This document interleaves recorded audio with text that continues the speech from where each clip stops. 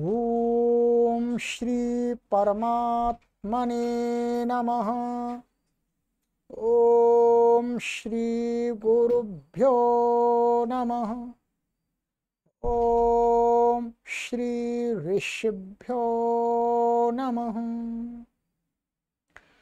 ओम विश्वानि देव सवितर्दुरितानि पराशुभ यद्भद्रं तन्न आशुभ। ओम शांति शांति शांति।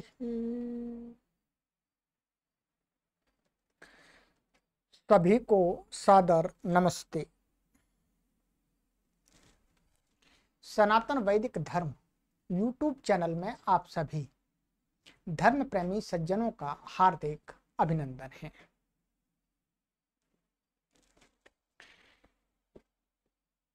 आशा है मित्रों आप सभी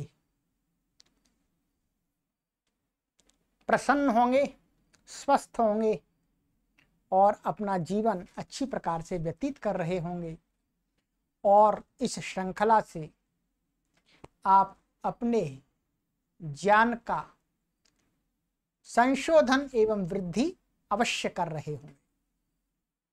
आइएगा सत्यार्थ प्रकाश स्वाध्याय श्रृंखला में आज हम इसकी कक्षा संख्या 12 को पढ़ाएंगे। 11 कक्षाएं आपको हमने पढ़ा दी हैं। प्ले लिस्ट में कॉलम बना हुआ है सत्यार्थ प्रकाश स्वाध्याय, उस पर क्लिक करेंगे तो सभी कक्षाएं क्रमानुसार आपको उपलब्ध हो जाएंगी। तो चलिएगा, पुस्तक को आप ओपन कर लीजिएगा और आपको पीडीएफ चाहिए तो जो हम पढ़ा रहे हैं उतने उतने पार्ट की आपको पीडीएफ भी अभी मिल सकती है। बाद में जब आप यदि कहें 2 साल बाद आपको पीडीएफ नहीं मिलेगी। पढ़ाते समय आपको पीडीएफ मिल जाएगी, पर ये वीडियो तो बाद में 100 साल तक बनी रहेगी। तो फिर आप वीडियो में सुनते रहें भाई गुरुजी ने बोला पीडीएफ और आप संपर्क करते रहें, पीडीएफ कहाँ से मिलेगी। बाकी पीडीएफ आपको बहुत अन्यत्र आपको कई लोगों से पूरे सत्यार्थ प्रकाश की भी मिल सकती है। आप एक बार गूगल में सर्च करके देखिएगा, शायद मुझे लग रहा है पीडीएफ आपको वहाँ पूरी अपलोड की हुई मिल जाएगी, वहाँ से आप डाउनलोड कर सकते हैं। पुस्तक चाहिए तो आप देववाणी वो सनातन वैदिक धर्म जो चैनल है उससे संपर्क कर लीजिएगा। चलिएगा, तो हमने आपको गत कक्षा में कुछ नाम पढ़ाए थे।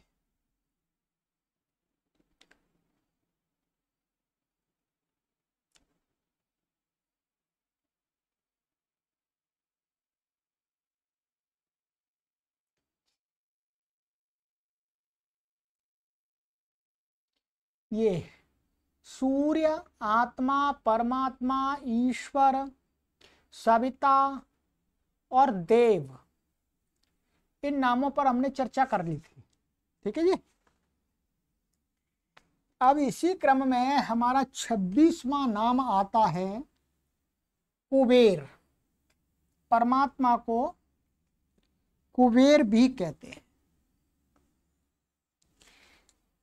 अनेक लोग परमात्मा को कुबेर कहते हैं, परंतु उसका अर्थ भिन्न लगा लेते हैं, क्योंकि लोक में ये प्रसिद्ध है कि जो कुबेर है वो धनपति है। कुबेर नाम का कोई एक बहुत प्रसिद्ध व्यक्ति हुआ जो बहुत धनपति था, इसलिए परमात्मा के पास में भी अपार धन है, इसलिए उसको कुबेर कहते हैं। तो यहाँ महर्षि दयानंद सरस्वती जी थोड़ा सा शब्द की व्युत्पत्ति के अनुसार अर्थ आपको बता रहे हैं कि ईश्वर को कुबेर क्यों कहा जाता है। आइएगा, कहते हैं कुबी आच्छादने, ध्यान रखिएगा कुबेर में कुब धातु है, कुबी तो धातु का अर्थ तो रहना चाहिए। इस धातु से कुबेर शब्द सिद्ध होता है। यह सर्वम कुंभति,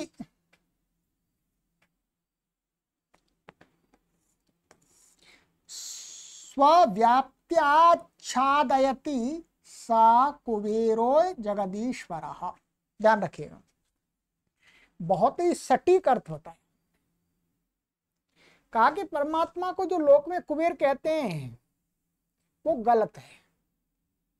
कुबेर परमात्मा को इसलिए कहते हैं क्योंकि कुबेर शब्द का जो अर्थ है वो कुबी धातु से बनता है, और कुबी धातु है आच्छादन अर्थ में, ढकने अर्थ में, व्याप्ति अर्थ में। इसलिए यहां पर परमात्मा के लिए जब प्रयोग होगा कुबेर शब्द तो उसका अर्थ क्या होगा, यह सर्वम कुंभति, जो सब को उसी को स्वव्याप्त्या आच्छादयति, माने सभी को अपनी सत्ता की व्याप्ति से सब में व्याप्त होकर के आच्छादयति माने व्याप्त रहता है, ढकता है। ढकता अर्थात ऐसे कपड़े से ढकते हैं, ढक्कन से ढकते हैं, वैसे नहीं ढकता। कहा व्याप्त्या आच्छादयति, व्याप्त होकर के रहना ही यहाँ पर आच्छादन है। परमात्मा संपूर्ण जगत में व्याप्त है, इसलिए परमात्मा को कुबेर कहा गया है। स कुबेरा जगदीश्वरा, कुबेरो मन कुबेरा, जो अपनी व्याप्ति से सबका आच्छादन करे, इससे उस परमेश्वर का नाम कुबेर है। अब आपको समझ में आया होगा, ये महर्षि दयानंद सरस्वती जी ने ये इस शब्द का अर्थ अपनी तरफ से गढ़ा नहीं है, ध्यान रखेंगे। नहीं तो आप कहें जी लो जी वो स्वामी जी तो अपनी तरफ से गढ़ रहे हैं, नहीं। शब्द के अंदर धातु को देख करके, प्रत्यय को देख करके जो उसका यौगिक अर्थ निकलता है, उस अर्थ को उस ईश्वर में घटा रहे हैं। यह है विद्वत्ता का कार्य। ठीक है, तो ये कैसा सार्थक नाम है, क्योंकि यहां धातु और प्रत्यय का अर्थ का संगति बैठ रही है।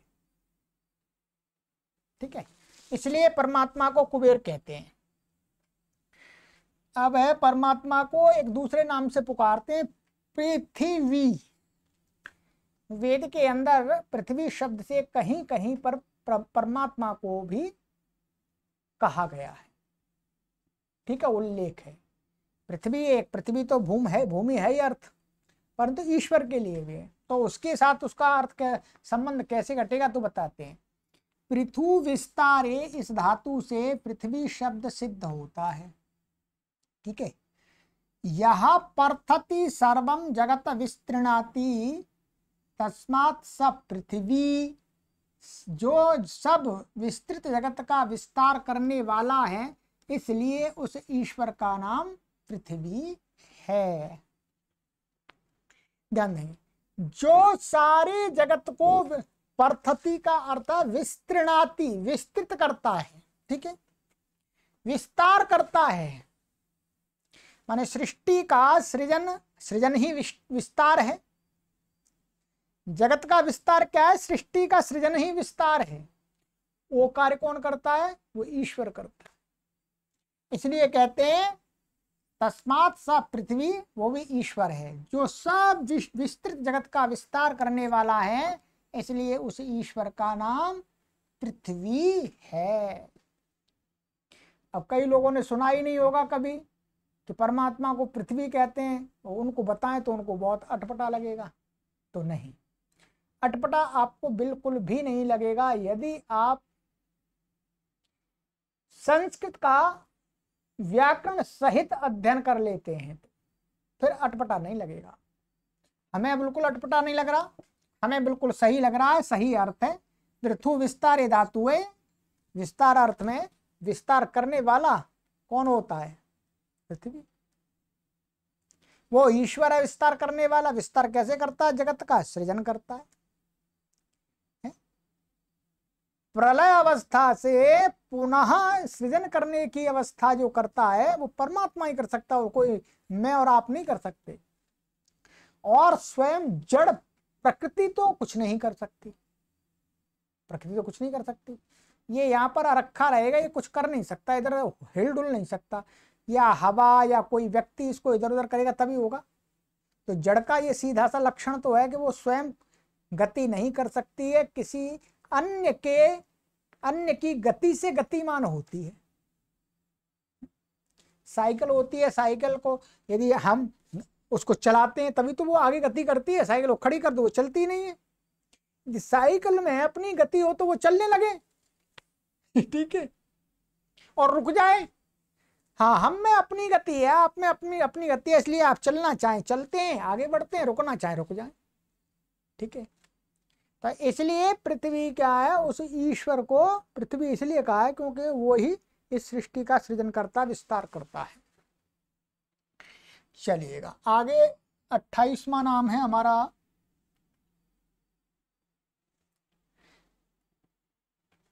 परमात्मा को ये कहा गया है जल, जल भी कहा गया है, ठीक है। साहब कहेंगे ये सारे नाम परमात्मा के, हाँ वास्तव में हैं, वैदिक साहित्य में ये सब नाम परमात्मा के हैं। जल घातने माने घातन अर्थ में क्या है, जल धातु है। घातन का अर्थ होता है नाश करना। इस धातु से जल शब्द सिद्ध होता है। जलति घातयति दुष्टान संघातयति अव्यक्त परमाणुवादीन तद ब्रह्म जलम। ध्यान रखिए, जलति का अर्थ है, जल माने इसका रूप चलाया है संस्कृत में। जलति माने घातयति माने मारता है, नाश करता है। किसका? दुष्टान। दुष्टान संघातयति, दुष्टों का संघात करता है, ठीक है। और कहते हैं अव्यक्त परम, अच्छा घात संघात, अव्यक्त परमाणुवादीन, यहां पर यह है, ऐसा करेंगे जलती जलती घातयति दुष्टान, ठीक है, दुष्टों का ताड़न करता। संघातयति अव्यक्त परमाणुवादीन माने जो अव्यक्त परमाणु है, माने सत्व रजस तमस हम कह सकते हैं। अव्यक्त अवस्था में सत्व रजस तमस रूप में ये प्रकृति रहती है, अर्थात सत्व रजसाम साम्यावस्था प्रकृति। ये सांख्य दर्शन में सिद्धांत आया है कि सत्व रजस और तमस नामक तीन जो तत्व हैं वो जब साम्य अवस्था में रहते हैं, उनके अंदर उथल पुथल नहीं होती है, उस अवस्था का नाम ही प्रकृति कहा है। तो ये कहते हैं उस वो जो अव्यक्त परमाणुवादी, माने अव्यक्त जो परमाणुवादी कहते हैं वो अव्यक्त होते हैं, उस अवस्था से उनको संघात है, उनमें गति उत्पन्न करता है, इकट्ठा करता है। परमाणु आदि इकट्ठे होते हैं, सत्व रजस में हलचल होती है परमाणु, तो फिर ये पदार्थ बनते हैं दृश्य, ठीक है। ये परमाणु आदि कैसे? अदृश्य, अव्यक्त है, व्यक्त नहीं। तो ऐसे उनको इकट्ठा करने वाला अथवा दुष्टों को मारने वाला, उसको बोलते हैं तद ब्रह्म। ब्रह्म को क्या बोलते हैं? जलम, परमात्मा को जलम। जो दुष्टों का ताड़न और अव्यक्त तथा परमाणुओं को अन्योन्य संयोग व वियोग करता है, वह परमात्मा जल संज्ञक कहता है। ये दर्शन को थोड़ा पढ़ेंगे आप तो फिर आपके मस्तिष्क में ये बात आपको अच्छी प्रकार बैठ जाएगी, ठीक है। थोड़ा दर्शन का भी अध्ययन होना चाहिए। प्रकृति क्या होता है, परमाणु क्या होते हैं, सत्व रजस तमस क्या होते हैं, सत्व रजस तमस की साम्य अवस्था क्या होती है, उसमें सत्व रजस तमस से ये भूत कैसे बनते हैं, ठीक है, ये संसार कैसे बनता है। तो थोड़ा थोड़ा यदि आपका अध्ययन है दर्शन आदि का तो फिर आप इस बात को पूरी तरह से समझ जाएंगे। परंतु अब भी आपको समझा ही दिया मैंने, ठीक है, समझा दिया। अर्थात जो दुष्टों को मारता है अथवा जो परमाणु आदि जो अव्यक्त अवस्था में है, पर इन्होंने ऐसा कर दिया, इसको अव्यक्त का अर्थ कर दिया यहाँ पर सत्व तमस। और जो परमाणु आदि हैं ये क्या है? परमाणु आदि भी अव्यक्त ही है, ये दृश्य नहीं है। पर जो परमाणु आदि का जो सिद्धांत है वो न्याय दर्शन में और वैशेषिक दर्शन में होता है। अव्यक्त का सिद्धांत है सांख्य में और योग में। तो दोनों का ही बता दिया उन्होंने मुख्य रूप से, ठीक है। तो इनको एक दूसरे से संयोग करता है अथवा वियोग करता है, इनके परमाणुओं का और अव्यक्त जो सत्व रजस तमस है उनमें हलचल पैदा करना का कार्य करने वाला ही क्या है? जल। उस ब्रह्म को ही जल कहते हैं, ठीक है। तो परमात्मा जल संज्ञक है। ये हो गया 28वां आपका। अब है 29वां। परमात्मा का नाम आकाश भी है जी। क्या बात है। काश्नी दीप्तऊ, इस धातु से आकाश शब्द सिद्ध होता है। ये धातु आकाश दीप्त, दीप्त अर्थ में, इससे क्या आकाश शब्द सिद्ध हो। यह सर्वतः सर्वम जगत प्रकाशयति स आकाशः, जो सब ओर से जगत को प्रकाशित करता है उसका नाम क्या है, प्रकाश, परमात्मा। प्रकाशयति का सब ओर से उसको प्रकट अवस्था में लाता है, जगत को व्यक्त अवस्था में लाता है, अव्यक्त से व्यक्त में लाता है, प्रलय से सृजन की अवस्था में लाता है, इसलिए उसको क्या कहते हैं, आकाश। जो सब ओर से सब जगत का प्रकाशक है, इसलिए उस परमात्मा का नाम आकाश है। अथवा संपूर्ण जगत को अपने ज्ञान से प्रकाशित करता है। हमारे अंदर, आपके अंदर जो ज्ञान का निमित्त है, हम जो ज्ञान प्राप्त करते हैं, तो उसमें ऐसा माना गया है वो ज्ञान प्राप्ति का जो निमित्त है, वो उसका एक हेतु परमात्मा का ज्ञान भी होता है। ठीक है, तो प्रकाशित कर रहा है। बाकी ये सूर्य लोकादि से भी प्रकाशित कर रहा है, किसी भी प्रकार से देख सकते हैं, सब प्रकार से प्रकाशित कर रहा है। अब है आपका 3 नाम आएंगे, 30वां, 31वां और 32वां। क्या है, 3 नाम आ रहे हैं इसमें।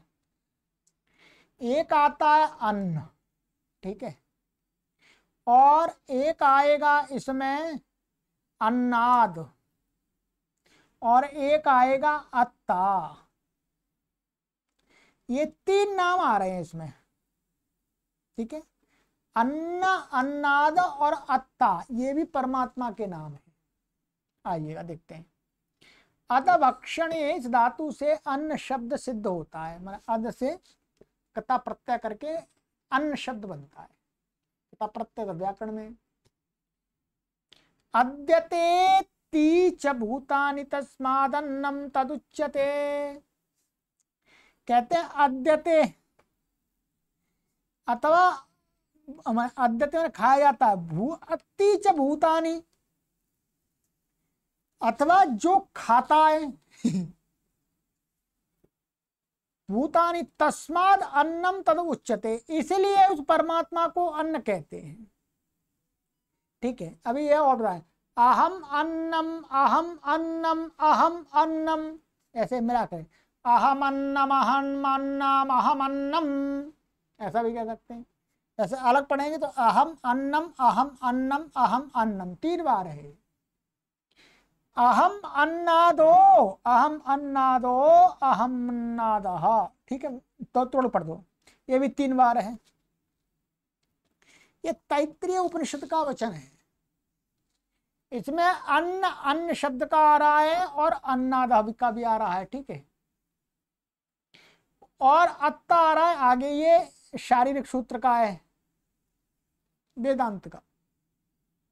अत्ता चराचर ग्रहणात्, परमात्मा को अत्ता क्यों कहते हैं, वो चर और अचर दोनों को ग्रहण करता है, माने जड़ चेतन दोनों को। अब देखिएगा, जो सबको भीतर रखने, सबको ग्रहण करने योग्य चराचर जगत का ग्रहण करने वाला है, इससे ईश्वर के अन्न, अन्नाद, अत्ता नाम है। ठीक है, समझ लीजिएगा। यहां बताया अद्यते अत्ति च भूतानि, अर्थात जो, यहाँ अत्ति का अर्थ क्या है, जो सबके भीतर रहता है और सबको अपने भीतर रखता है। इसलिए उसको, माने किसको रखता है, भूतों को। भूत के अंदर प्राणी भी आ जाएंगे और ये भूत भी आ जाएंगे, संपूर्ण ब्रह्मांड आ जाएगा। तो इसलिए उसको अन्न कहते हैं, परमात्मा को। दूसरा बता हम अन्नम, अहम अन्नम, ये तो उसका अर्थ हो गया। अब आगे अहम अन्नादो, अहम अन्नादो, अहम अन्नादो। तो आगे कहते हैं कि जो सबको, हाँ, ये चराचर जगत का ग्रहण करने वाला, एक तो ये अर्थ हो गया। और अन्नाद, अन्नाद भी माने यहाँ पर यही है, अहम अन्नादः, मैं माने अन्न नाम से भी उसी को कहा गया है, और अहमेव अन्नादः माने मैं अन्न भी हूं और अन्नाद भी हूं। क्या माने मैं संपूर्ण जगत में व्याप्त भी हूं और संपूर्ण जगत मुझमें भी व्याप्त है, ऐसा कहने का तात्पर्य है। ठीक है, अन्नाद तो यही है जो सबको भीतर रखने, सबको ग्रहण करने योग्य चराचर जगत का ग्रहण करने वाला है। इससे ईश्वर के अन्न और अन्नादि 3 नाम हो गए। ठीक है, अत्ता का बता दिया, अत्ता क्यों कहते हैं, क्योंकि वो संपूर्ण चराचर जगत को ग्रहण करने वाला है ना, अपने कंट्रोल में रखता है, माने वो नियंत्रक है। ठीक है, और आगे कहते हैं और जो इस में 3 बार पाठ है वो आदर के लिए है। ये 3 बार अहम अन्नम अहम अन्नम अहम अन्नम अहम अन्नादा अहम अन्नादा अहम अन्नाद 3 बार पाठ है, वो आदर के लिए है। आदर क्या है, जैसे कहते हैं जैसे गूलर के फल में कृमि उत्पन्न होके उसी में रहते हैं और नष्ट हो जाते हैं, वैसे ही परमेश्वर के बीच सब जगत की अवस्था है।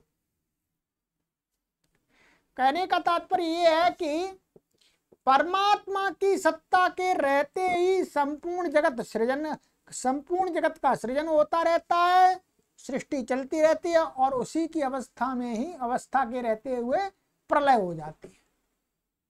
ठीक है, तो एक उदाहरण दिया, जैसे गूलर का फल होता है, गूलर के फल के अंदर क्या कीड़े उत्पन्न हो जाते हैं, उसी में मर जाते हैं, वैसे ही संपूर्ण जगत के प्राणी अथवा ये जड़ पदार्थ उत्पन्न होते हैं उसी की सत्ता में और वहीं पर समा जाते हैं। इसलिए परमात्मा यही उसका आदर है, क्योंकि हम सभी से वो बड़ा है, बड़े लोगों को आदर किया जाता है। ठीक है, तो यहाँ पर 3 बार उच्चारण करके ऋषि ने थोड़ा सा उनको सत्कार दिया, सम्मान दिया ईश्वर को, ये इन्होंने यहाँ पर तर्क दिया, ऐसा होता है। ठीक है, आ गया हमारा 33वां, उसको वसु बोलते हैं। वसु, परमात्मा का नाम वसु भी है। तो कहते हैं वस निवास, इस धातु से वसु शब्द सिद्ध होता है। ठीक है, वस धातु निवास अर्थ में है तो उससे वसु शब्द बनता है। इसकी व्युत्पत्ति बता रहे, वसंती भूतानि यस्मिन् अथवा यह सर्वेषु वसति सा वसु ईश्वरा, अर्थात सारे भूत जिसके अंदर रहते हैं अथवा जो सारे भूतों के अंदर रहता है वो वसु है, और वो क्या है, ईश्वर, परमेश्वर, जिसमें सब आकाशादि भूत बसते हैं और जो सब में वास कर रहा है, इसलिए उस परमेश्वर का नाम वसु है। ये तो गीता में भी आया है, अन्य दर्शनों में भी आया है कि जो परमात्मा है, जो परम सत्ता है, वो सब में व्याप्त हो रही है, सब में रह रहा है, मेरे अंदर भी रह रहा, आपके अंदर भी रह रहा, ईसाई के अंदर भी रह रहा है, मुसलमान के अंदर भी रह रहा है, हिंदू के अंदर भी रह रहा है, पारसी के अंदर भी रह रहा है, सब के अंदर रह रहा है। सब मतांतरों के अंदर रह रहा है, लोग जो हैं, हमारे घर में भी रह रहा है, सब में रह रहा है, कोई फर्क नहीं पड़ता क्या परेशानी है। कई लोग विचार करेंगे कुछ परेशानी हो सकती है, परेशानी हो तो बता देना, तर्क आपको दिया जाएगा। ठीक है, पर सैद्धांतिक दृष्टि से कोई परेशानी नहीं, परमात्मा संपूर्ण जगत में सूक्ष्म रूप से व्याप्त है और वो अपनी ईक्षण शक्ति से इस संपूर्ण ब्रह्मांड का संचालन कर रहा है, जो उसके नियम है उसके अनुसार, हमारे और आपके बनाए गए नियमों के अनुसार नहीं। और हम जो लोग उसके विषय में सोचते हैं वो अपने नियम बनाए हुए के अनुसार सोचते हैं कि परमात्मा ऐसा क्यों नहीं कर रहा। ठीक है, पर वो अपने नियम जो हैं उसके अकॉर्डिंग कार्य कर जाता है। ठीक है, चलिएगा, ये हो गया। तो इसलिए परमेश्वर को क्या है, वसु का नाम परमेश्वर का भी है। आगे कहते हैं 34वां नाम है रुद्र, परमात्मा को रुद्र भी कहते हैं, ध्यान रखेंगे। रुद्र देवता कोई अलग नहीं है, यही परमात्मा को ही रुद्र कहा गया है। क्यों कहा गया है महर्षि दयानंद सरस्वती जी स्पष्ट करते हैं, आइएगा। कहते हैं रुधिर अश्रु विमोचने, इस धातु से णिच प्रत्यय होने से रुद्र शब्द सिद्ध होता है। माने रुधिर अश्रु विमोचने का अर्थ होता है रुलाना। जब आदमी रुलाते हैं तो आंसू टपकते हैं, तो आंसू टपकने के अर्थ में, तो आंसू कब टपकते हैं, कोई रुलाता है तब, तो रुलाना अर्थ हुआ। इस धातु से हम णिच प्रत्यय कर देते हैं रुद्र से, ठीक है, माने आंसू टपकाने वाला, इस अर्थ में आंसू टपकना और आंसू टपकाने वाले एक व्याकरण में णिच प्रत्यय है। जैसे कार्य को करता है, करवाता है, पकाता है, पकवाता है, खाता है, खिलाता है, ठीक, जाता है, भेजता है, ठीक है, देखता है, दिखलाता है। तो जो दूसरा वाला अर्थ दिखलाता है, भेजता है, करवाता है, खिलाता है, उस अर्थ को कहने के लिए णिच प्रत्यय होता है व्याकरण के अंदर। तो कहते हैं रुद्र शब्द सिद्ध होता है इस धातु से। यो रोदयत्य न्यायकारिणो जनान सरुद्रः, जो दुष्ट कर्म करने हारों को रुलाता है, इससे परमेश्वर का नाम रुद्र है।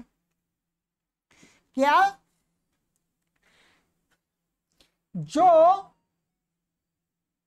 रुलाता है किसको? अन्याय कारण, जो अन्याय करने वाले प्राणी है उनको रुलाता है, उनको आंसू टपकवाता है, अंत में वो पश्चाताप करते हैं। तो इसलिए उसका नाम, परमात्मा का नाम रुद्र है, जो दुष्ट कर्म करने वालों को रुलाता है। अब आइएगा, इसमें कुछ वो थोड़ा सा अपनी तरफ से और बता रहे हैं। ये यजुर्वेद का जो ब्राह्मण है, उस ब्राह्मण में, ब्राह्मण वो उसका एक ग्रंथ है, ठीक है, तो उस ब्राह्मण में कृष्ण यजुर्वेद के अंदर ब्राह्मण है, तो उस कहते हैं यह यजुर्वेद के ब्राह्मण का वचन है, यजुर्वेद का नहीं है। क्या? यन मनसा ध्यायति तद वाचा वदति, यद वाचा वदति तत्कर्मणा करोति, यत कर्मणा करोति तद अभिसंपद्यते।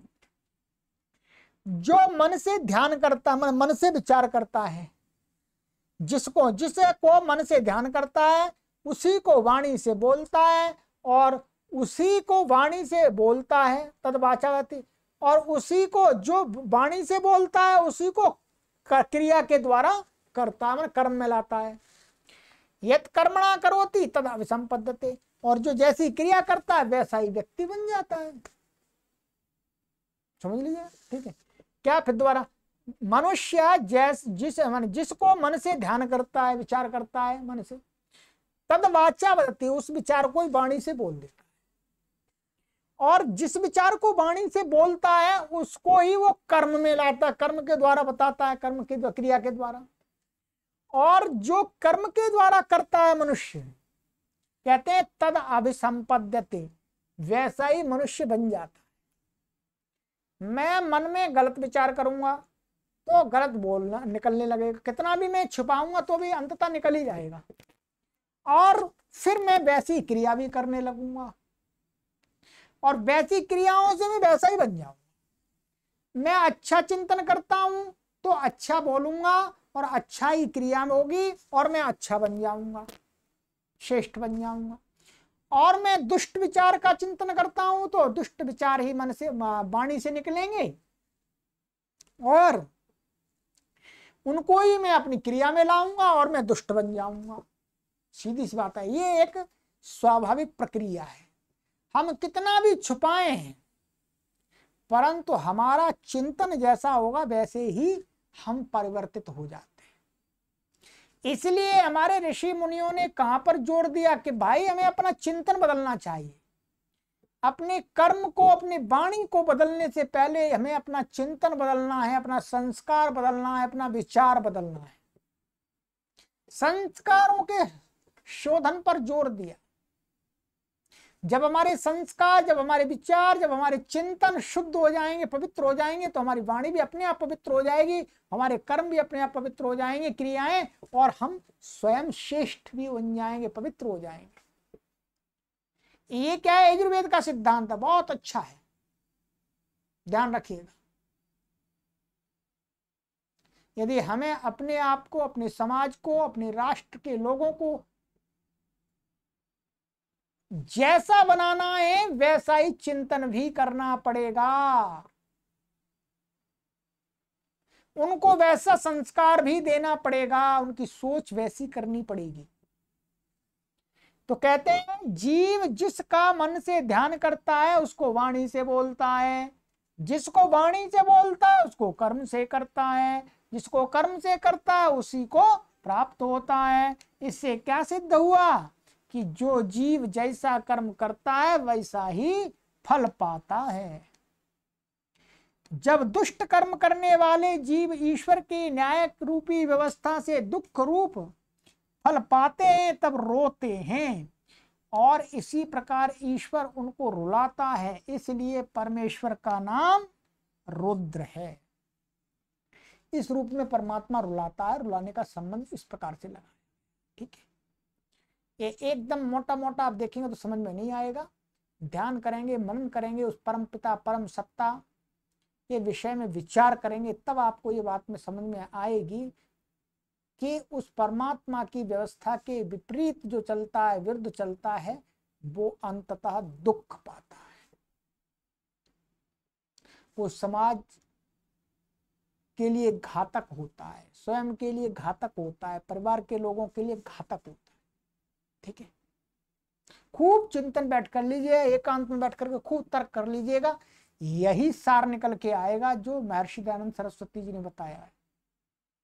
इसलिए कहते हैं परमात्मा को रुद्र भी कहते हैं। रुद्र कोई अलग आकाश में घूमने वाला देवता नहीं है, ठीक है। चलिएगा, तो ये हो गया हमारा 34वां, ठीक है। 35वां नाम है हमारा आपो नारा इति प्रोक्ता आपो वै नरसूनवः ता यदस्यायनं पूर्वं तेन नारायण स्मृतः। मनुस्मृति का श्लोक है, प्रथम अध्याय का 10वां श्लोक। परमात्मा को नारायण भी कहते हैं, नारायण नारायण नारायण तो बहुत प्रसिद्ध है ठीक है, हरि नारायण नारायण नारायण। अनेक लोग, हम जब संस्कृत पढ़ाते हैं तो हमें व्हाट्सएप पर संपर्क करते हैं तो कहते हैं नारायण नारायण, हम भी कहते हैं नारायण नारायण, ठीक है। ओम कहते हैं, वैसे नारायण नारायण बोल देते हैं। तो यहाँ पर महर्षि दयानंद सरस्वती जी कह रहे हैं नारायण भी नाम परमात्मा का है, ठीक है। तो आपको कोई नारायण बोले तो बोल दीजिएगा नारायण नारायण। नारायण का अर्थ पर यह है कि परमात्मा को स्मरण कर रहे हैं, ठीक है। चलिएगा, तो क्या कहते हैं ना, परमात्मा को नारायण क्यों कहा गया, ये मनुस्मृति में यहां पर श्लोक दिया है कि नारायण के अंदर दो शब्द हैं, नर और अयन, दो शब्द है, मिलाकर के ये नारायण बन जाता है, ठीक है। नर को नार हो जाता है, ठीक है, और ये नार है, ठीक है, नार है नर को वास्तव में नार बोला जाता है, ये कहने का तात्पर्य। यहां कहते हैं जल और जीवों का नाम नार है, यहां पर कहा आपो नारा इति प्रोक्ता, आपो वै नर सूनवः। जो जल है, जल और जीवों का नाम क्या है, नार है, ये कहा है यहां पर, ठीक है। आपो वै नर सूनवः माने नर सूनवः माने जीवात्माएं क्या है, आप हैं, और आपको ही यहां पर क्या कहा गया है, नार। और कहते हैं वे अयन अर्थात निवास स्थान है, ठीक है। जल और जीवों का तो कह दिया नार, नारा नाम कर दिया, नारा कर दिया इन्होंने यहां पर, ठीक है। नारा ये बहुवचन में वास्तव में नारा ही है, या ऐसा नारा इति प्रोक्ता, नारा ही मान लीजिएगा। और यहां पर अयन है, अयन का अर्थ है निवास स्थान। तो जीव का और जल का जो निवास स्थान है उसको कहते हैं नारायण, जिसका इसलिए सब जीवों में व्यापक परमात्मा का नाम ही नारायण है, क्योंकि सभी जीव और जल, जल तो हम यहाँ नहीं लेंगे, वैसे जल कहाँ है जल, पर जीव लेंगे। सभी जीवों का निवास कहाँ है, अर्थात सभी जीव कहाँ पर हैं, परमात्मा की सत्ता में, और परमात्मा सब में व्याप्त हो रहा है, परमात्मा ही सबका आधार है। इसलिए यहाँ पर कहते हैं परमात्मा का नाम नारायण। ठीक है, तो यहाँ पर व्याकरण से क्या है, ये नारा और ये आयन, ये इसको मिला देंगे तो नारा और न को अणा हो जाता है व्याकरण के सूत्र से, तो नारायण बनेगा। नारायण, नारायण एक हरि नारायण है वर्तमान में, हरि नारायण। ठीक है, तो हम कोई नारायण नहीं, हम तो नर हैं। ठीक है, चलिएगा, ये 35 नाम हो गए मित्रों। ठीक है,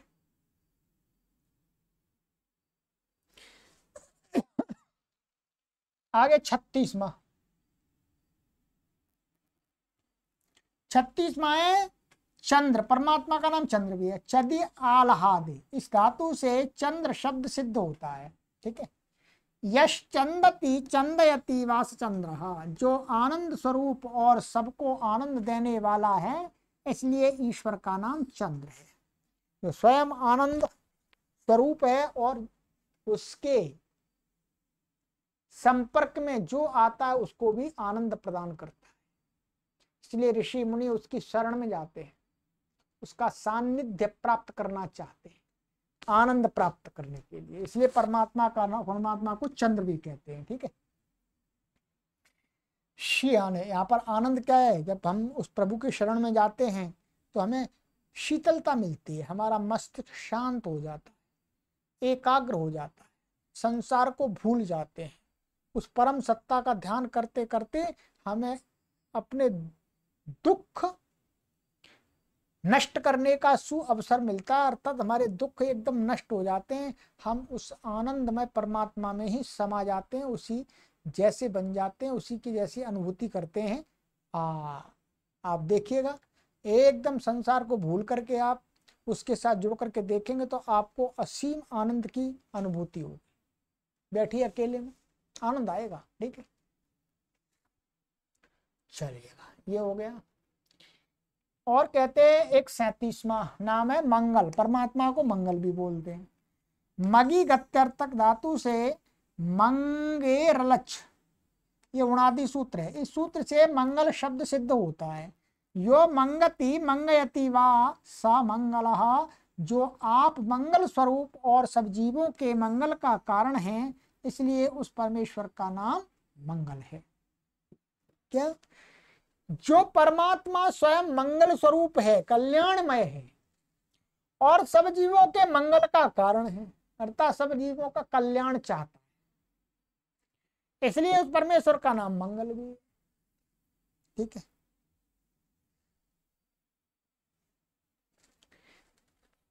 आगे है 38, बुध अवगमने। इस धातु से बुध शब्द सिद्ध होता है। ठीक है, बुध बनता है, बुध, परमात्मा का नाम बुध भी है। ये वो बुद्ध नहीं है जो महात्मा गौतम बुद्ध नहीं है, ये बुध है, उनको बुद्ध बोलते हैं। ठीक है, उनको क्या बोलते हैं, बुद्ध। ऐसा दा धा, ये बोधा धाई है, केवल दा नहीं है इसमें। तो बुध माने परमात्मा का नाम बुध है। नहीं तो कई लोग ऐसे पकड़ के बैठ जाएंगे, अरे देखो सत्यार्थ प्रकाश में महात्मा गौतम बुद्ध का नाम आया है और महर्षि दयानंद सरस्वती जी ने भी गौतम बुद्ध को भगवान माना है। नहीं नहीं भाई, यहाँ पर कोई नाम नहीं आया बुद्ध का, ये बुध है। ठीक है, बुध परमात्मा का नाम है, ये गौतम बुद्ध का नाम गौतम बुद्ध है। यो बुध्यते बोध्यते वाच बुधा, जो स्वयं बोध स्वरूप और सब जीवों के बोध का कारण है, इसलिए उस परमेश्वर का नाम बुध है। कहते हैं जो बुध्यते बोध्यते, स्वयं बोध स्वरूप है, माने ज्ञान स्वरूप है और सब जीवों के ज्ञान का जो हेतु है, कारण है, इसलिए उस परमात्मा का नाम क्या है, बुध।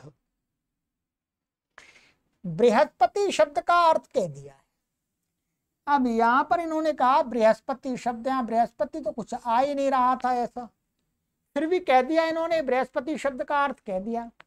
हाँ, बृहस्पति शब्द का अर्थ तो पहले बता दिया उन्होंने। यहां पर कहने से ये बताना चाह रहे हैं कि बृहस्पति शब्द का इन्होंने जो अर्थ बताया था, आप देखेंगे सत्यार्थ प्रकाश में, देखिए इस बात को समझ लीजिएगा। बृहस्पति शब्द का ये अर्थ बताया था कि बृहत शब्द पूर्वक पारक्षणे धातु से डति प्रत्यय बृहत के तकार का आलोप और शुडागम होने से बृहस्पति शब्द सिद्ध होता है। यो बृहताम आकाशादी नाम पति स्वामी पालयिता स बृहस्पति, जो बड़े से भी बड़ा और बड़े आकाशादी ब्रह्मांडों का स्वामी है, इससे उस परमेश्वर का नाम बृहस्पति है। ये अर्थ किया था। फिर यहां पर ये क्यों कह रहे हैं बृहस्पति? तो कह दिया, बृहस्पति भाई कह दिया, क्या परेशानी है? कह दिया तो कह दिया, ठीक है। तो कहने का तात्पर्य इनका ये है कि लोक में बृहस्पति को क्या माना जाता है? गुरु, ज्ञानी। तो ये यहां पर ये कहते हैं कि बृहस्पति शब्द का अर्थ वहां कह दिया, और एक बृहस्पति शब्द का अर्थ ये भी होता है कि जो माने ये भी एक तरह से गुरु ही आ रहा है, बोध का निमित्त, ज्ञान का निमित्त तो जो होता है गुरु होता है। तो इसलिए यहां पर ये कहना चाह रहे कि बृहस्पति परमात्मा भी बृहस्पति है। एक तो उस रूप से सबका माने सब ब्रह्मांडों का स्वामी है, बड़े से बड़े का आकाश आदि का, ठीक है, पालयता पालन करने वाला इस कारण से भी, और वो ज्ञानी भी है। जो बुध का अर्थ है वह शब्द बृहस्पति शब्द का भी है, इसलिए बृहस्पति का एक अर्थ वो कह दिया और बृहस्पति का ये भी है। ये यहाँ पर कहा है, अन्यथा यहाँ पर कोई कहने का तात्पर्य नहीं है बृहस्पति शब्द का अर्थ कह दिया, बृहस्पति कह दिया वो तो ठीक है। तो यहाँ पर यही संगति लगाना चाह रहे हैं कि बृहस्पति का अर्थ जो बुध का होता है वो भी है, और एक जो कह दिया पहले वो भी है, ठीक है, ये ध्यान रखें। चलिएगा, ये हो गया आपका। चलो 40 कर देंगे पूरा, चिंता ना करो। आज 39वां, ईशुचिर पूति भावे, इस धातु से शुक्र शब्द सिद्ध हुआ है, ठीक है, शुक्र बनता है। यह शुच्यति शोचयति वा स शुक्र, जो अत्यंत पवित्र और जिसके संग से जीव भी पवित्र हो जाता है, इसलिए ईश्वर का नाम शुक्र है। जो स्वयं पवित्र है, परमात्मा पवित्र सत्ता है, और उसका जो ध्यान करते हैं, मनन करते हैं, चिंतन करते हैं, समाधि लगाते हैं, उसके साथ अपना सानिध्य बनाते हैं, वो भी पवित्र हो जाते, इसलिए परमात्मा का नाम क्या है? शुक्र, ठीक है, सरल है। आगे है परमात्मा का एक नाम है शनैश्चर, ठीक है। कहते हैं चर गति भक्षणयो, इस धातु से शनैश अव्यय उपपद रहते और उपपद होने से शनैश्चर शब्द सिद्ध हुआ है, ठीक है, ध्यान देंगे। ये क्या अव्यय? शनै का अर्थ धीरे धीरे, शनैश अव्यय, व्याकरण में अव्यय उपपद रहते हुए चर धातु ने क्या हुआ है? इस धातु चर धातु से शनैश उपपद रहते हुए शनैश्चर शब्द बनता है, सिद्ध हुआ है। यह शनैश्चरति स शनैश्चर, जो सब में सहज रूप सहज से प्राप्त धैर्यवान है, उस परमेश्वर, इससे उस परमेश्वर का नाम शनैश्चर है। कहते हैं यहां पर माने परमात्मा सबको सहज रूप से प्राप्त है। वस्तुतः सहज रूप से कैसे प्राप्त है? परमात्मा को प्राप्त करने के लिए कुछ चाहिए नहीं। वास्तव में जो संसार की वासनाएं, हमारी इच्छाएं, हमारे गलत संस्कार हैं, उनको छोड़ना मात्र है। परमात्मा तो सहज रूप में प्राप्त ही है। उसको प्राप्त करने के लिए कहीं से पकड़ करके नहीं लाना। परमात्मा तो सहज रूप से पहले से ही प्राप्त है, परंतु हमारे संस्कार, हमारे एकाग्रता का अभाव, विषयों के प्रति हमारा लगाव, ये सब चीजें क्या है जो सहज रूप से हमको प्राप्त है, उस को हमें दिखता ही नहीं है, इसलिए कहा है परमात्मा शनैः का अर्थ है सहज, सहज रूप से प्राप्त है, हर जगह प्राप्त है, कहीं आपको विशेष ऊंचे स्थान में नहीं जाना, सब जगह प्राप्त है, इसलिए परमात्मा को कहा गया शनैश्चरः, सहज रूप से सब जगह प्राप्त है परमात्मा, पहाड़ पर भी प्राप्त है, भूमि पर भी प्राप्त है, जल में भी प्राप्त है, समुद्र में भी प्राप्त है, सब है, परंतु बस हमें अनुभव करने की आवश्यकता है, फीलिंग आनी चाहिए। उसके लिए जो योग के अंदर जो नियम कानून बताए उनको हम फॉलो करेंगे तो हमें लगेगा परमात्मा तो सहज रूप से प्राप्त है। कुछ उसके लिए सामान सट्टे खट्टे नहीं करने, ठीक है, बहुत सारा सामग्री इकट्ठी नहीं करनी, हवन नहीं करना परमात्मा को प्राप्त करने के लिए, ठीक है। परमात्मा तो सहज रूप से प्राप्त है, बस उसके प्रति देखने की आवश्यकता है, अपने आप को अंदर मोड़ने की आवश्यकता है, बस, ठीक है। इसलिए परमात्मा का नाम क्या है? एक शनैश्चर। तो 40 तक पढ़ दिए, 60 नाम और हैं, कर देंगे 3-4 कक्षाओं में तो हो जाएगा, ठीक है। चलिएगा मित्रों, जोड़ते रहिएगा और भी अनेक लोगों को बहुत लाभ होगा, और करोड़ों की संख्या में इस पुस्तक का जो भारत देश और भारत से बाहर वितरण हुआ है, तो जिनके पास में पुस्तक अभी भी बची है, ठीक है, अथवा आगे जिनको बांटी जाएगी वो भी समझ पाएंगे, ठीक है। चलिएगा, सभी को सादर नमस्ते, शीघ्र ही आगे की कक्षा में मिलते हैं।